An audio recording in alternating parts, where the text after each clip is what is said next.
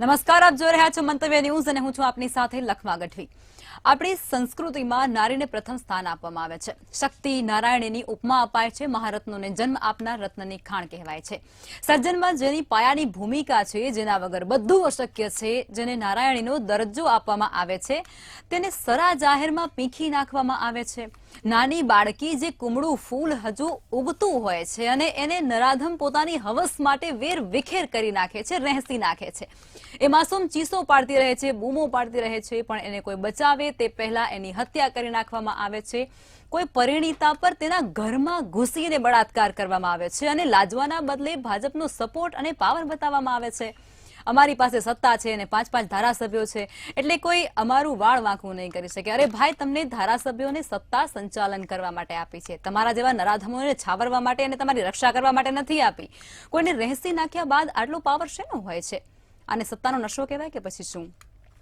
ક્યાં મરી પરવારે છે એ સરકારની મૃદુતા, જ્યારે એક બાળકી, એક સ્ત્રી, એક યુવતી અને વૃદ્ધાને પણ હવસનો શિકાર બનાવવામાં આવે છે। સર્જન કરનારી જ્યારે પીડાની પરાકાષ્ઠાએ હોય છે ત્યારે એની સંવેદના કેમ નથી સાંભળવામાં આવતી અને કેમ નથી સાંભળતા આ નરાધમો? બેલગામ બનેલા આવારા, લુખ્ખા અને અસામાજિક તત્વોને કારણે સ્ત્રીઓને બહાર નીકળતા પહેલા પણ વિચારવું પડે છે, ખરેખર મહિલા કેટલી સુરક્ષિત છે? તેના પર કરીશું આજનો સીધો સંવાદ।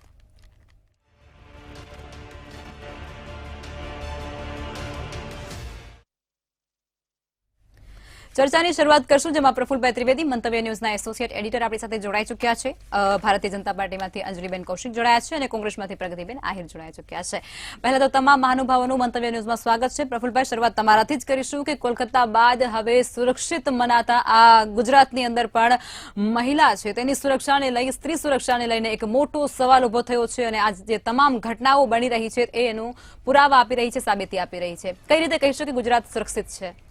લખમાં ગુજરાત છે એ એક શાંતિપ્રિય, સમૃદ્ધ, સુશિક્ષિત અને સંસ્કારી રાજ્ય છે। ત્યાં જે આવી ઘટનાઓ બનતી રહે છે અને એક સિલસિલો એનો ચાલુ રહે છે, મીડિયામાં આપણે રોજે રોજ વાંચતા રહીએ છીએ, એ બાબત અત્યંત આંચકાજનક, આઘાતજનક અને આપણને એક ના ગમે, ઘૃણા પેદા થાય એ પ્રકારની ઘટનાઓ સામે આવે છે।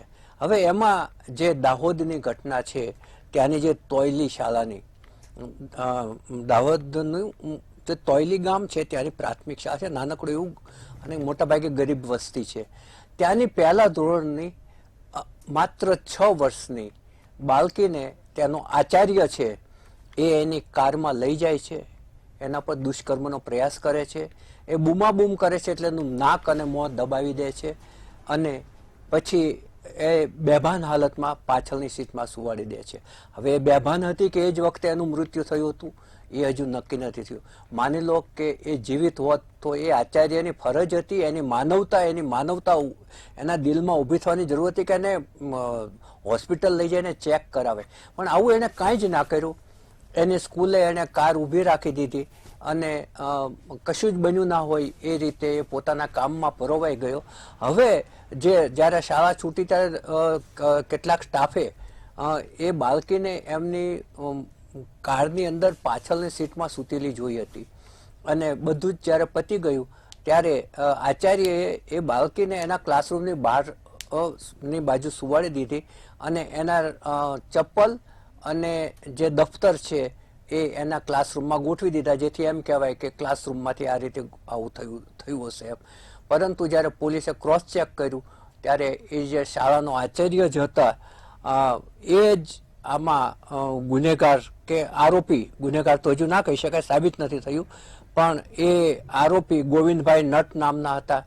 એ આરોપી તરીકે અત્યારે પોલીસે એમના ઉપર વધારે તપાસ કરી રહ્યા છે। પરંતુ જ્યારે આ બધી ઘટનાઓ બહાર આવી ત્યારે કોંગ્રેસ કેટલીક બાબત એવી પણ શોધી લાવી કે આ છે RSS સંઘના કાર્યકર છે, વિશ્વ હિન્દુ પરિષદ સાથે કેટલાક નેતાઓ સાથેના એમના ફોટાઓ પણ સોશિયલ મીડિયામાં એમણે મૂક્યા અને શક્તિસિંહે આજે દિલ્હીની અંદર પત્રકાર પરિષદ કરી, એમાં પણ એમણે એ બધા ફોટા બતાવ્યા અને કંઈક ને કંઈક એના ભાજપ સાથે તાણાવાણા જોડાયેલા છે એવો એમણે આક્ષેપ કર્યો। હવે આ જે ઘટનાની વાત ચાલતી હતી એ જ વખતે અંકલેશ્વરમાં એક માત્ર 10 મહિનાની આ બરાબર શબ્દ સાંભળ્યો, 10 વર્ષ ને 10 મહિનાની બાળકી સાથે એના પડોશમાં રહેતી વ્યક્તિએ દુષ્કર્મ કર્યું અને એને હોસ્પિટલમાં દાખલ કરવી પડી.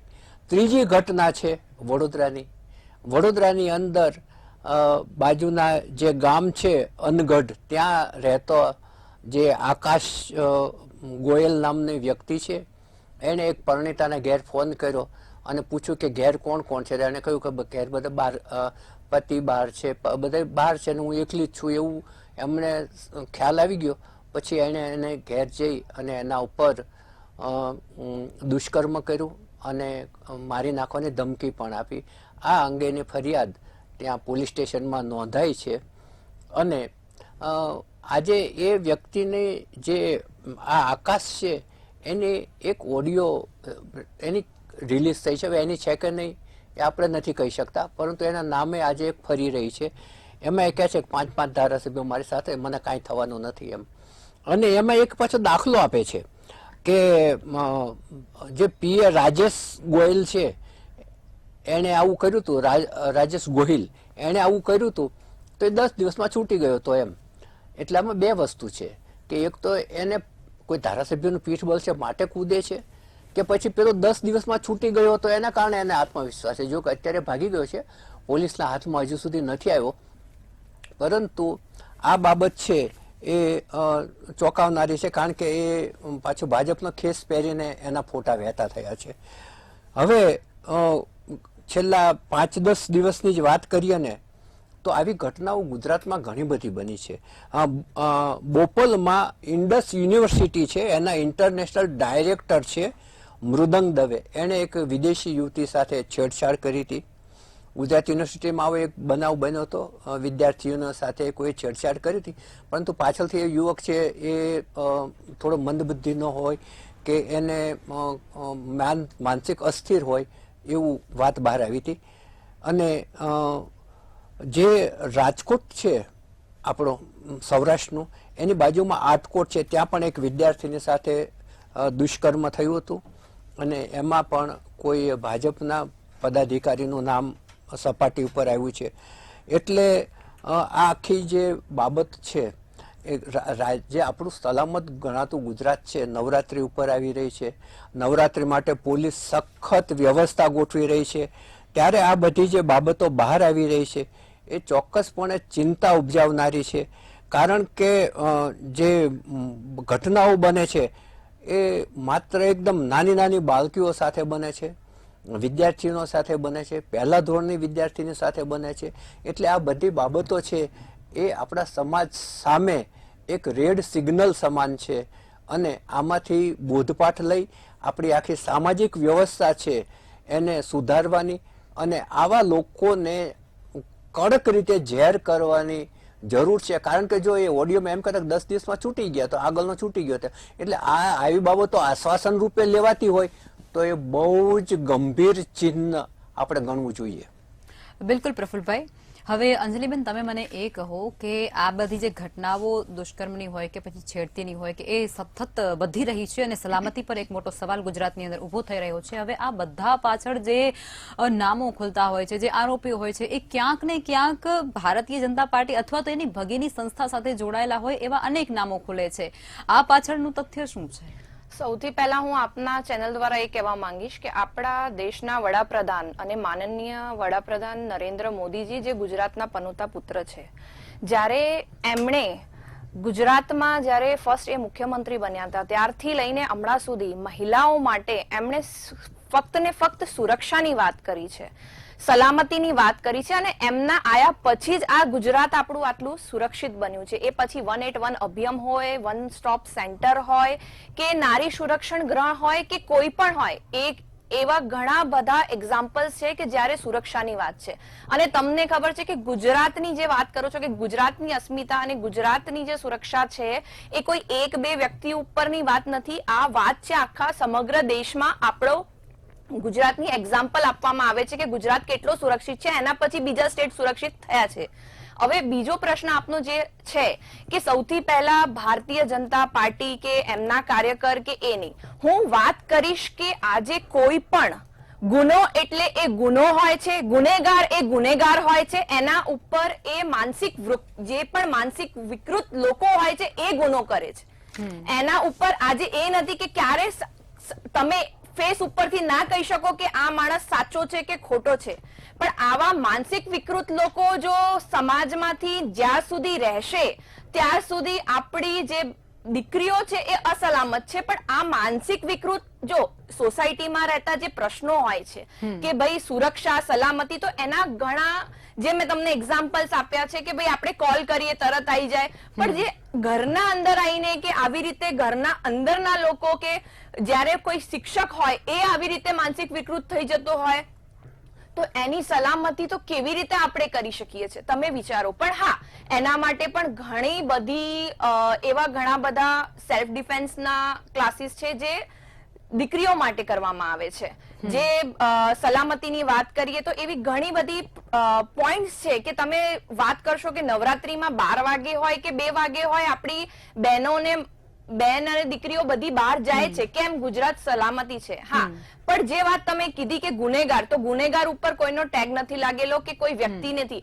જે ગુનેગાર છે એ ભારતીય જનતા પાર્ટીનો હશે કે કોઈ નોર્મલ હશે, જે વ્યક્તિ છે ગુનેગાર એટલે એ વિકૃત માનસિક વિકૃત વ્યક્તિ છે અને એ ગુનેગાર છે અને એને સજા આપવામાં આવશે. ત્યારે એ જોવામાં નહીં આવે કે આ માણસ કોના જોડે સંકળાયેલો છે કે કોને જોડે સંકળાયેલો છે. એટલે કાયદો કાયદાનું કામ કરશે, કાયદાનું કામ કરશે જ. બરોબર છે. પણ આ બેન મેં એટલા માટે પૂછ્યું હતું કે જે ઓડિયો ક્લિપ જે વાયરલ થઈ છે ને એની અંદર એવું કહેવામાં આવ્યું છે કે 5 ધારાસભ્ય મારા ખિસ્સામાં છે, એટલા માટે મેં ખાલી પૂછ્યું હતું. આજે ભારતીય જનતા પાર્ટીના કરોડો કાર્યકર્તા છે, બરાબર, જે ભારતીય જનતા પાર્ટીથી જોડાયેલા છે. હવે એમાંથી કોઈ માનસિક વિકૃત વ્યક્તિ આવી રીતે જો ઓડિયો આપતો હોય અને એનાથી તમે ભારતીય જનતા પાર્ટીને આક્ષેપ કરો છો તો એ વસ્તુ યોગ્ય નથી. એ માણસ જો એને ભૂલ કરી છે તો આક્ષેપ એને નથી પણ બેન, સજા કરવામાં બેન આ આવશે. સવાલ છે, આક્ષેપ નથી, આ સવાલ છે પ્રજા તરફથી એ જ કે પહેલી વસ્તુ તો આ વસ્તુ થવી જ ના જોઈએ. એક મહિલા તરીકે મને બહુ દુઃખ થાય છે કે કોઈ પણ વ્યક્તિ જોડે આ જે વસ્તુ થઈ છે બહુ ખોટી થઈ છે.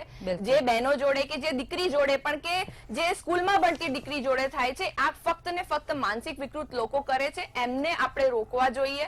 અને પહેલા તો હું તમને કહું, જે શરૂઆત આપણા સમાજથી જ થાય છે કે આજે આપણા જ એ પણ એક વ્યક્તિ છે, એવા હેવાન વ્યક્તિ લોકોને કઈ રીતે આના સુધારવું કે આવી રીતે શું કહેવાય, એવા એ લોકોને માઇન્ડમાં એવા ક્વેશ્ચન્સ આવે છે, એવા વિકૃત કેવી રીતે થઈ જાય છે મને એ નથી ખબર કે કેમ એમના પોતામાં દીકરી નથી, એમની પોતાની દીકરી નથી કે એમના ઘરમાં, એટલે પોતાના ઘર તરફ નથી જોતા અને બહાર નજર.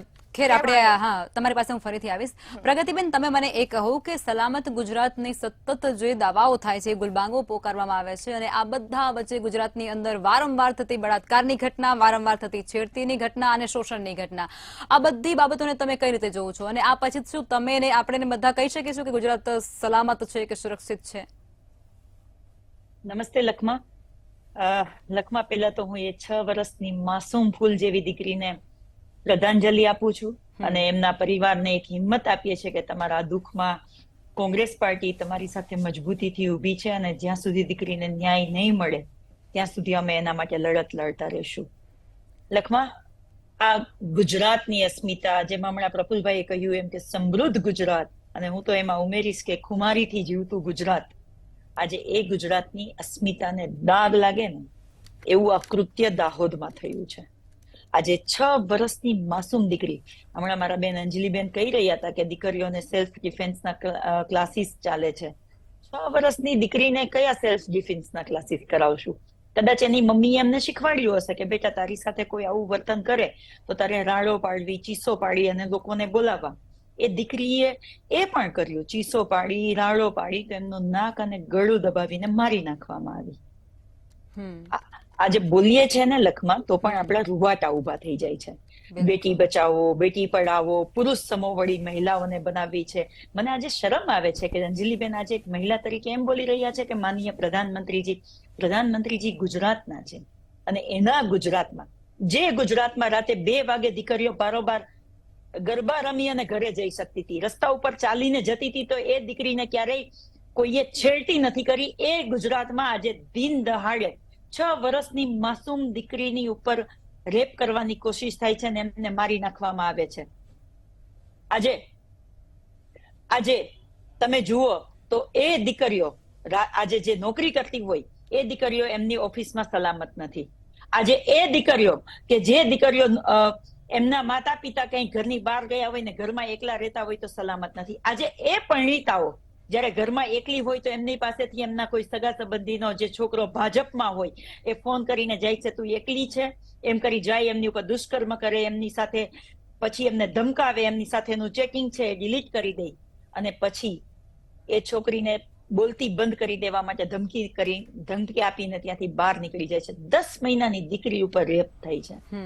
ગુજરાતમાં ક્યારેય નતા બનતા એવા બનાવો બને છે કે ગેંગ રેપના કિસ્સાઓ સામે આવે છે. આપણે જસદણવાળો કિસ્સો યાદ કરવો જોઈએ કે છાત્રાલયમાં મા બાપ એમના દીકરીને એટલા માટે ભણવા મોકલતા હોય, કન્યા છાત્રાલયમાં એટલા માટે મોકલતા હોય કે ત્યાં કોઈ નરાધમોની નજર એના ઉપર ના પડે. પણ જયારે સંસ્થા સાથે જોડાયેલા ઘણા સંચાલકો અને એમની સાથે ના જોડાયેલા લોકો કે જે એમ કેતા હોય કે અમે ભાજપની સાથે જોડાયેલા છે ને એવા લોકો ત્યાં જઈને દુષ્કર્મ કરતા હોય ત્યારે ચોક્કસથી વિચારવા જેવું છે લખમાં કે જે આપણે એવું નથી કહેતા કે દરેક ભાજપના લોકો છે એ રેપિસ્ટ છે, પણ આપણે એ કહી રહ્યા છે કે જે રેપિસ્ટ છે એનું કનેક્શન શા માટે ભાજપની સાથેથી નીકળે છે.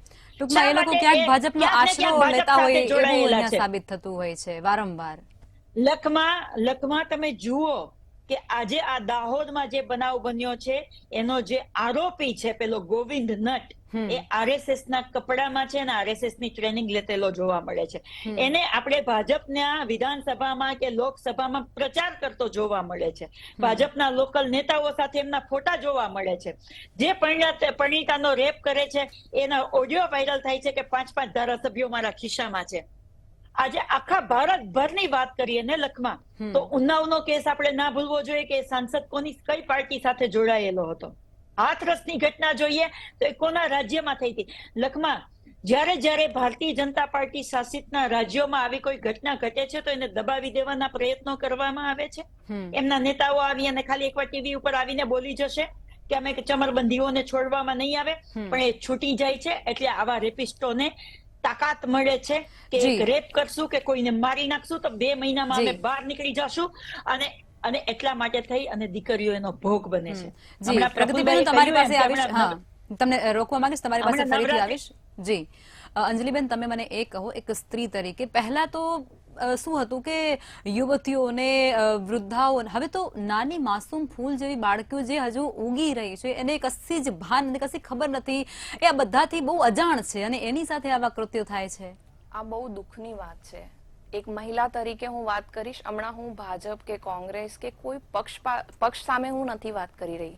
હું એક મહિલા તરીકે વાત કરી રહી છું કે આજે આપણા માટે બહુ દુઃખની વાત છે કે આટલી નાની જેણે હમણાં જીવન જીવવાનું ચાલુ નથી કર્યું તોય આપણા જ ગુજરાતમાં હોય કે ભારતમાં હોય કે આખા સમગ્ર વર્લ્ડમાં હોય કે જે માનસિક વિકૃત લોકો આવી રીતે એમની હિંમત કેવી રીતે થઈ રહી છે મને એ જ ખબર નથી પડતી કે આવું સ્ટેપ ઉઠાવવાની હિંમત થાય છે. આટલા બધા કાયદા બનાયા છે, બધું જ બનાયેલું છે, પણ આવા માનસિક વિકૃત લોકોને કેવી રીતે રોકવું એ ફક્ત ને ફક્ત વિચારીએ તો રૂવાટા, જે બેને કીધું ને હું એમના વાતથી સહેમત છું કે વિચારીએ તો રૂવાટા ઉભા થઈ જ જાય. પણ આના માટે એક જ ઉપાય છે કે આજે આપણે જે ફેમિલીથી જે શિક્ષક હોય કે કોઈ એ પણ એક પરિવારના છે ને, ક્યાંક ના ક્યાંક આપણા પરિવારમાં એવા સંસ્કારો, એવી વાતો થવી જોઈએ કે ભાઈ શું સારું છે શું નથી સારું એ કહેવું પડે. આજના યુગમાં જેવી રીતે આપણે દીકરીઓને તો ગુડ ટચ બેડ ટચ શીખવાડીએ છીએ એવી રીતે દીકરાઓને પણ શીખવાડીએ કે ભાઈ તમારી લિમિટેશન શું છે શું નથી.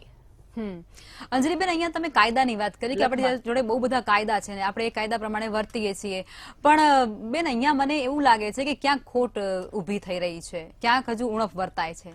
ના, જો તમને હું સ્પષ્ટતાથી વાત કરું કે જે ગુનેગાર છે ભારતીય જનતા પાર્ટી કે ભારત સરકાર જે કામ કરે છે, ભારત સરકાર, ગુજરાત સરકાર કામ કરે છે, ગુજરાત સરકાર અને ભારતીય જનતા પાર્ટી જે કામ કરે છે એ બધા પોતપોતાના હિસાબે કામ કરે છે, પણ કોઈકના વચ્ચે નથી આવતા.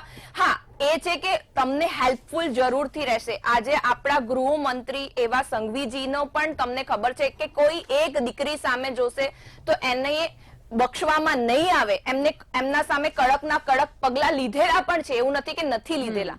આજે ગુજરાત આપણો એટલે જ સુરક્ષિત છે કારણ કે માનનીય વડાપ્રધાન નરેન્દ્ર મોદીજીએ જે કાયદા બનાવ્યા છે કે 181 અભિયાન હોય કે વન સ્ટોપ સેન્ટર હોય, એક કોલ ઉપર કેટલા એવા કેસીસ આયા છે જે સોલ્વ થઈ ગયા છે, કેટલી એવી દીકરીઓ છે જે બચી ગઈ છે. તો ક્યાંક ને ક્યાંક ગુજરાત એવી જ રીતે છે. પણ આ જે વાત થઈ રહી છે એ નાની ભૂલકીઓ ઉપર જે થાય છે કે જે તો પોતે જીવવા જ નથી ચાલ્યું, એ કોલ શું કરશે કે કઈ રીતે બહાર નીકળશે.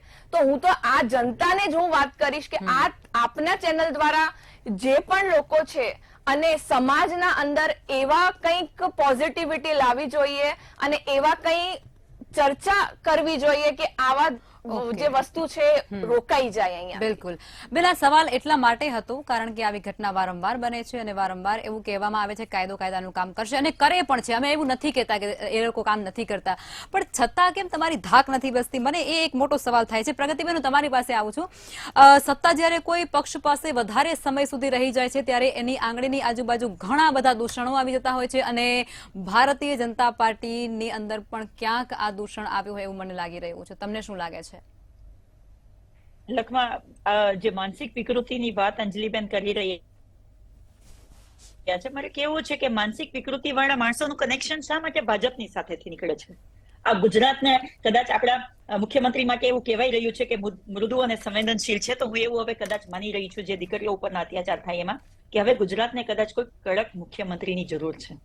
માનનીય હર્ષભાઈ સંઘવીને પણ એક મેસેજ આપવા માંગુ છું કે હર્ષભાઈ, જયારે નિર્ભયા વાળો બનાવ બન્યો ને ત્યારે રાતોરાત અમે કાયદો લાવ્યા હતા કે ફાસ્ટ ટ્રેક કોર્ટ મહિલાઓ માટે ચાલવી જોઈએ. આજે હું હર્ષભાઈ સંઘવીને પણ તમારા માધ્યમથી કહેવા માંગુ છું લખમાબેન કે આ જે આચાર્ય છે, કેમ કે એટલા માટે એક મેસેજ આપવા માંગુ છું કે આ આચાર્યને એટલા માટે સજા કરો કે ગુજરાતમાં ક્યારેય કોઈ પણ શિક્ષકની નજર ના બગડે, એ કોઈ શિક્ષક ઉપરનું લાંછન ના લાગે, એટલા માટે આને ફાંસીની સજા એટલા માટે થવી જોઈએ કેમ કે આપણને આપણી સંસ્કૃતિમાં અને ધર્મમાં અને ઘરમાં કાયમી માટે શીખવાડવામાં આવ્યું છે કે તમારા માતા પિતા અને ગુરુથી ઉપર કશું જ નથી હોતું. અને ગુરુ ઉઠીને જો આવું કૃત્ય કરે ને ત્યારે એને ફાંસીની સજા તાત્કાલિક આપવી જોઈએ. અમે જે બનાવેલી ફાસ્ટ ટ્રેક કોર્ટમાં છે એમાં તાત્કાલિક આપવી જોઈએ, જેથી કરીને ગુજરાતમાં અને ભારત દેશની અંદર એક દાખલો બેસાડશું. લખમાબેન, કોલકાતાનો બનાવ બન્યો તો ત્યાં ભારતીય જનતા પાર્ટીની સરકાર નથી તો એને વર્લ્ડ વાઇડ મુદ્દો બનાવવામાં આવ્યો. પણ આજે ગુજરાતમાં કોઈ ઘટના ઘટે છે તો એને છુપાવી દેવાની વાત કરવામાં આવે છે, દબાવી દેવાની વાત કરવામાં આવે છે.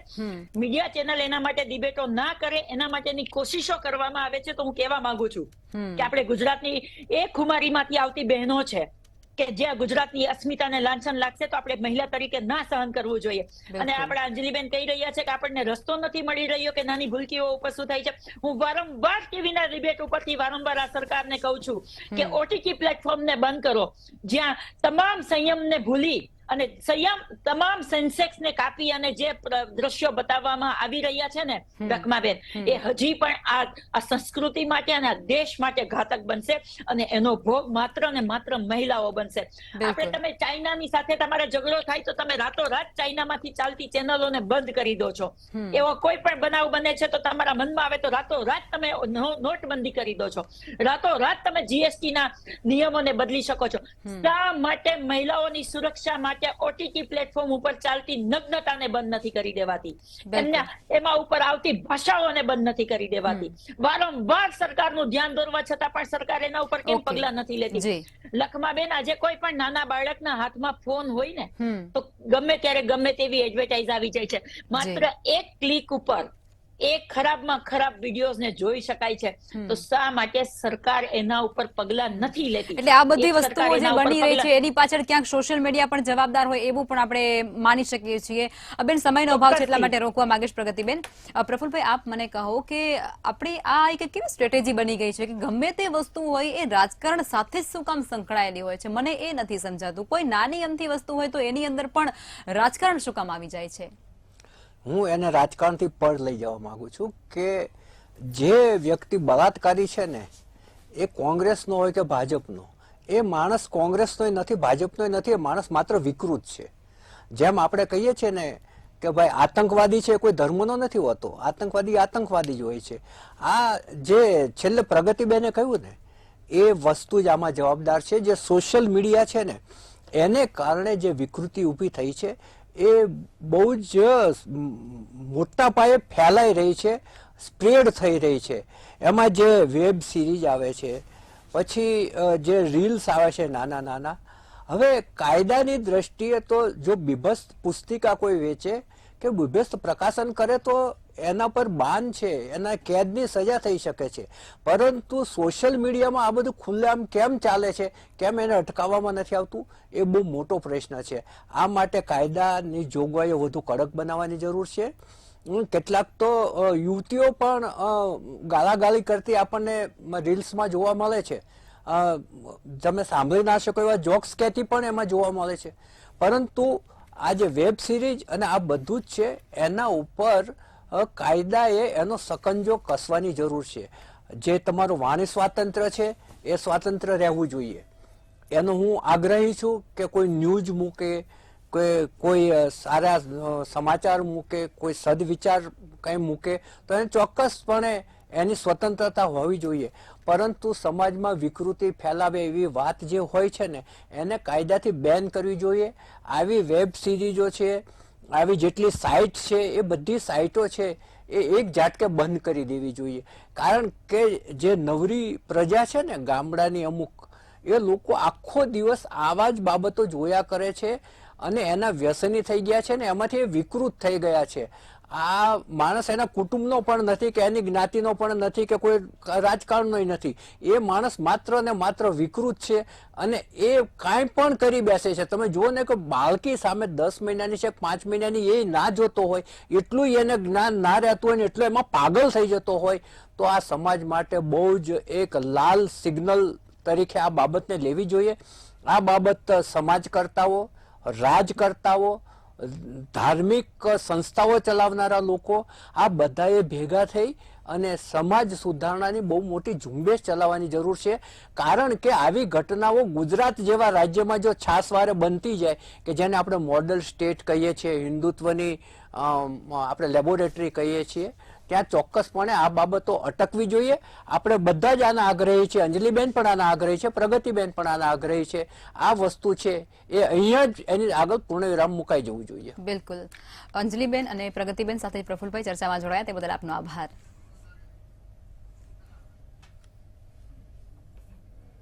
આપણે વિકાસની અને સ્ત્રી સુરક્ષાની વાતો કરીએ છીએ અને જે વ્યવસ્થા છે, અર્થવ્યવસ્થા, એના પર થતા દાવા છે એને આપણે નકારી નથી શકતા. કારણ કે વારંવાર જે ઘટનાઓ સામે આવતી હોય છે, આપણી નજર સમક્ષ થતી હોય છે, દુષ્કર્મના બનાવો અને નરાધમોની કરતૂતો વાસ્તવિકતાને ઝાંખી ક્યારેય નથી પાડી શકતી. આપણે આગળ અજવાળું કરીએ છીએ પણ પાછળનું જે અંધારું છે એ આપણે કેમ ભૂલી જતા હોઈએ છીએ. સ્ત્રી આગળ વધી રહી છે પણ એ વસ્તુ યોગ્ય છે, એને નથી નકારવી આપણને, પણ જે પીખાઈ રહી છે એ તો જુઓ, ક્યાં સુધી આવું ચાલશે? આમને આમ રહ્યું તો આખરે ગુજરાતને સુરક્ષિત કહી શકીશું ખરો? એ પણ એક મોટો સવાલ આપણી સામે આવીને ઉભો રહેશે. ચર્ચામાં અત્યારે બસ આટલું જ. નમસ્કાર.